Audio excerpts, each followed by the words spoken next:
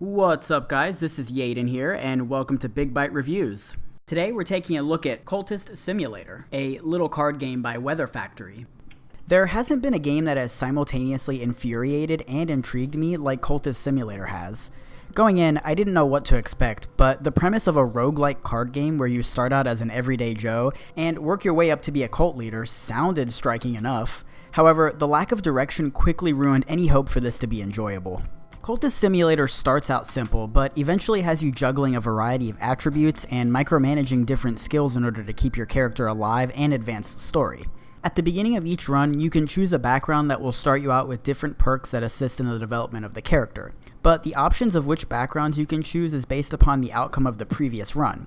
As the title suggests, the goal of the game is to gain followers and develop a cult, but getting there isn't self-explanatory.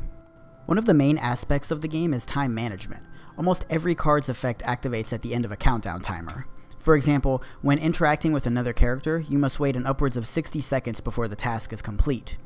During this downtime, other activities are pursued, such as working to make money, studying to help develop skills, and making sure your sanity is kept intact so you don't die from depression.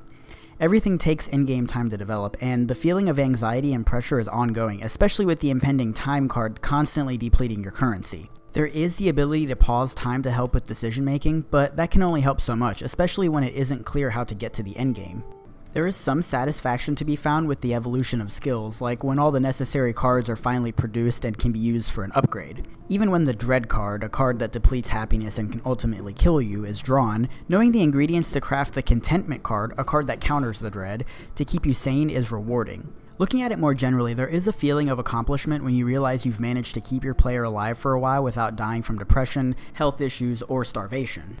Cultist Simulator really likes to throw tough choices at you, and when you mix in the time element, can result in some rewarding gameplay. All of that being said, the feeling of reward is drowned out by the fact that there is zero direction of what to do. There is no tutorial and no explanation for what anything does. Even getting down to the main point of the game, becoming a cult leader, is muddled by lack of direction given towards that objective. Each card does have a little description of its purpose, but those descriptions are too cryptic to be useful. Cards like a Maglesian Incantation with the description, "The Great Mother Remembers," really make for a head-scratching moment when trying to decipher the meaning.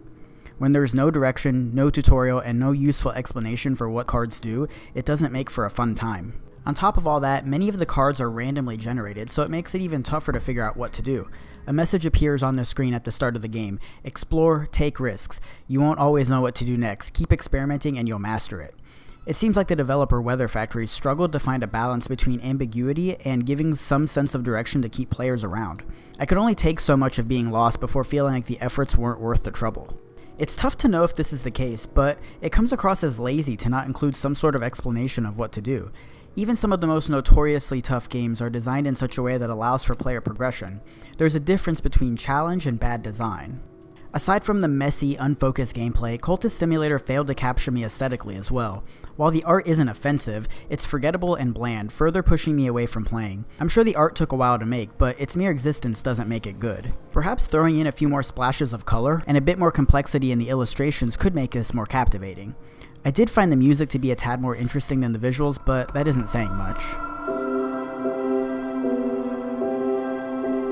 The most frustrating part is that there is an intriguing game here buried deep, deep beneath the confusion and lack of guidance. I realize that I may be missing something, but it shouldn't take this much effort to discover what that is. But don't take our word for it, play it yourself. The link to the game is in the description and it will be releasing May 31st.